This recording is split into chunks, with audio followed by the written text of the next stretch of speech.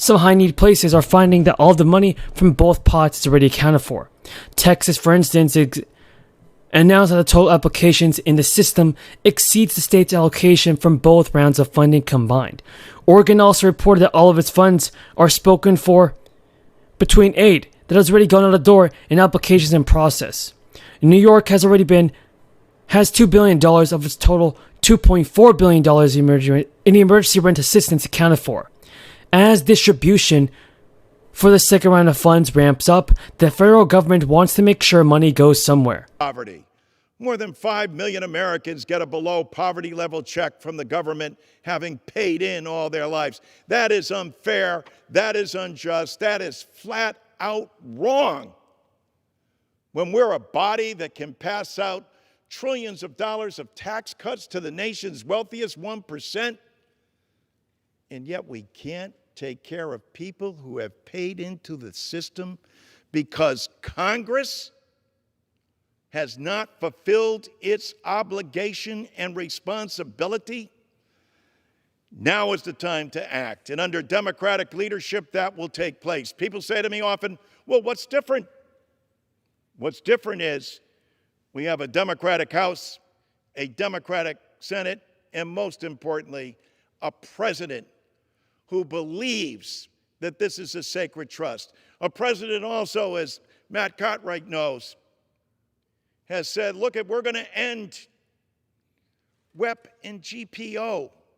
And for your listeners and for your viewers, what that means for all you school teachers, for your firefighters, for you police officers, for your municipal employees, that were penalized under a system who have worked hard and played by the rules, the president has called for its repeal. And that means benefits flowing to people that who rightfully deserve and should rightfully get them. I would add that that's been a bipartisan support here in the Congress, and we do have bipartisan support for this bill across the nation.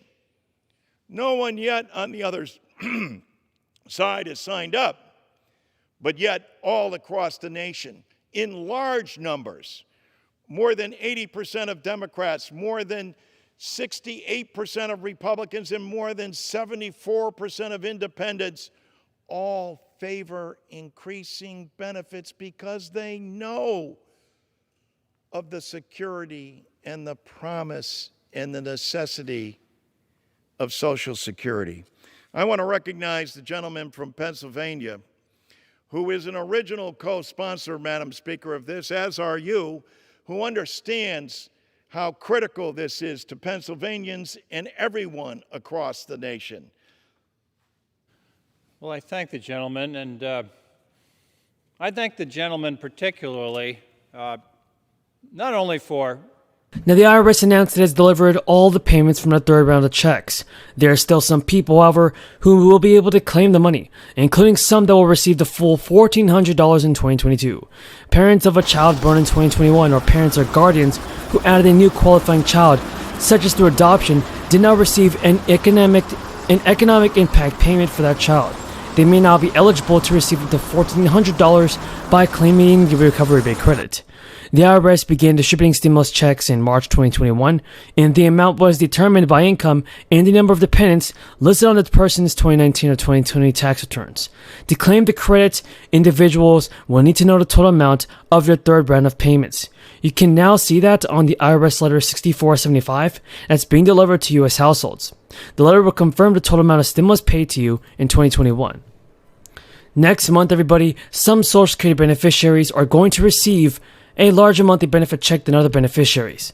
A fourth stimulus check is finally being negotiated on, so the good news is that you should be expecting to receive a fourth stimulus check in the near future. Friends, so the 2022 COLA increases have been applied to new Social Security payments for January, and the checks have already started to hit bank accounts. This year, the highest COLA ever will be applied to benefits, with a 5.9% increase to account for rampant and sudden inflation during a crisis. So while each person's Social Security benefit will depend on their earnings and the amount of years worked, there is a small group who will be receiving an extra $200 or more per month in the benefit check. In order for a 5.9% increase to result in an extra $200 per month for benefits, you would have needed to have received at least $3,389 per month in 2021. The maximum benefit for someone who retired at age 70 in 2021 was around $4,000, and the SSA establishes a maximum amount of earnings that will be taxed by Social Security. This figure changes from year to year to adjust for inflation, and it's the amount on which the SSA calculates the maximum Social Security benefit. If you earn above the maximum in any one year, the SSA will only use the maximum to calculate your benefits, and maximum taxable earnings increased from $142,000 in 2021 to $147,000 in 2022. According to the Social Security Administration, the maximum benefit just depends on the age of which you retire. For instance, if you retire at age 67, which is full retirement age, in January 22, your maximum benefit will be around $3,345. And if you retired at age 62 in 2022, then your maximum benefit would be around $2,400. And then moving on to energy, I mean, gas prices are at a 7-year high here in the U.S. Right after OPEC again snubbed requests to increase production, and then there's this energy crisis in Western Europe brewing. Is there any point where the president would consider opening up domestic production in order to mitigate some of this, the inflation, and assist our allies in Western Europe? Well, there's a couple important questions you raised there. Let me start by saying that as it relates to Europe and the shortage, and that is, or potential, I should say, it doesn't exist currently, or everybody's experiencing high gas prices, but I think you're asking as it relates to a potential invasion. That is something we've been very mindful of and in touch with our European partners and also suppliers about what can be done and how we can ensure or take steps to increase capacity out there to meet those needs should they raise. Some of them is natural gas, some of them is gas, as you know. So that is something we've been quite mindful of.